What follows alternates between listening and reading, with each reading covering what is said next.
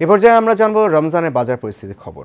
আমাদের সাথে এ বিষয়ে আরও বিস্তারিত জানাতে নারায়ণগঞ্জ থেকে সরাসরি যোগ দিচ্ছেন আমাদের সহকর্মী রোমান চৌধুরী। রোমান, নারায়ণগঞ্জে রমজানে নিত্যপণ্যের দাম এখন কেমন দেখছেন? ধন্যবাদ মুখর। আমি আছি বর্তমানে নারায়ণগঞ্জের অন্যতম পাইকারি বাজার, এটা দিগুবাবুর বাজার এলাকায়। তো আজকে আমরা জানতে চাই যে রমজান মাস উপলক্ষে কিন্তু সবসময় দ্রব্যমূল্যের একটা ঊর্ধ্বগতি দেখা দেয়। সেই ক্ষেত্রে আমরা নারায়ণগঞ্জের দিগুবাবুর বাজার এলাকায় আছি।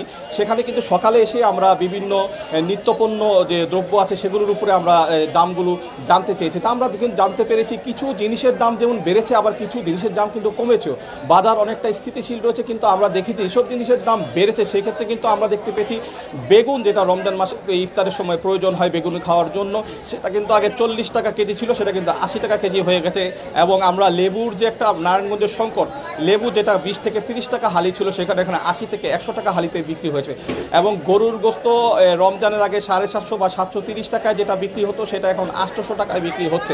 আবার অন্য ক্ষেত্রে আমরা দেখতে পেয়েছি যে কিন্তু অনেক কিছুর দাম যেমন কমেছে, যেমন আপনার মধ্যবিত্ত বা নিম্নবিত্তের জন্য যে ব্রয়লার মুরগিটি আছে, সেই ব্রয়লার মুরগির ক্ষেত্রে কিন্তু বর্তমানে 170 টাকা কেজিতে বিক্রি হচ্ছে, যেটি কিন্তু রমজানের আগে 200 টাকা কেজি ছিল। এবং কক মুরগি যেটি আছে সেটি কিন্তু প্রায় 280 টাকা কেজিতে বিক্রি হচ্ছে, যেটাকে 300 থেকে 320 টাকা ছিল। আরেকটি জিনিস সবচাইতে সংকট ঘটেছে, যেটা নারায়ণগঞ্জের বাজারে ভোজ্য তেল বা সয়াবিন তেল, সেটা কিন্তু আমরা জেলা প্রশাসন আমাদেরকে নিশ্চিত করেছে বর্তমানে কিন্তু বিভিন্ন জায়গায় এই তেলের সংকট দেখা দিয়েছে। এবং 1005 লিটারের যে বোতল, সেটা কিন্তু 1050 টাকা কেজি 50 টাকায় বিক্রি হচ্ছে, যেটা কিন্তু রমজানের আগে 850 টাকা ছিল।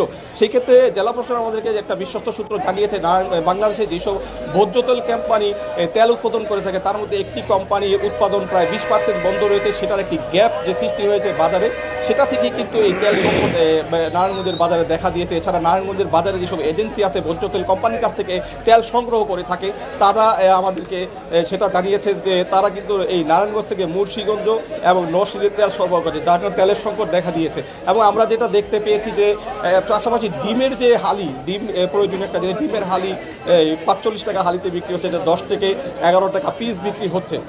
তো বাজারের দোকানিরা আমাদেরকে জানিয়েছেন যে মানুষের ক্রয় ক্ষমতা যেটা আছে, মানুষ একটু কিনতে গেলে দেখা যায় একটু বেশি কিনে ফেলে। তো নারায়ণগঞ্জ জেলা প্রশাসন আমাদেরকে, প্রশাসক জাহিদুল ইসলাম মিয়া আমাদেরকে জানিয়েছেন যে এই নিত্যপণ্য মূল্য দ্রব্যাদি যেন নিয়ন্ত্রণে থাকে, সেই জন্য তারা সবসময় মোবাইল কোর্ট পরিচালনা করছেন। এবং কিছুদিন আগে একটি ভোজ্য তেলের কোম্পানি মনবি স্টোর নামে তাকে 3 লক্ষ টাকা জরিমানা করেছে বেশি দাম রাখার কারণে। তো এই জন্য বাজার তদারকির কাজও চলছে পাশাপাশি, এবং ক্রেতা বিক্রেতারাও একটু স্বস্তির মধ্যে আছে। তো এই ছিল আমার কাছে নারায়ণগঞ্জের দিঘু বাজার থেকে সর্বশেষ।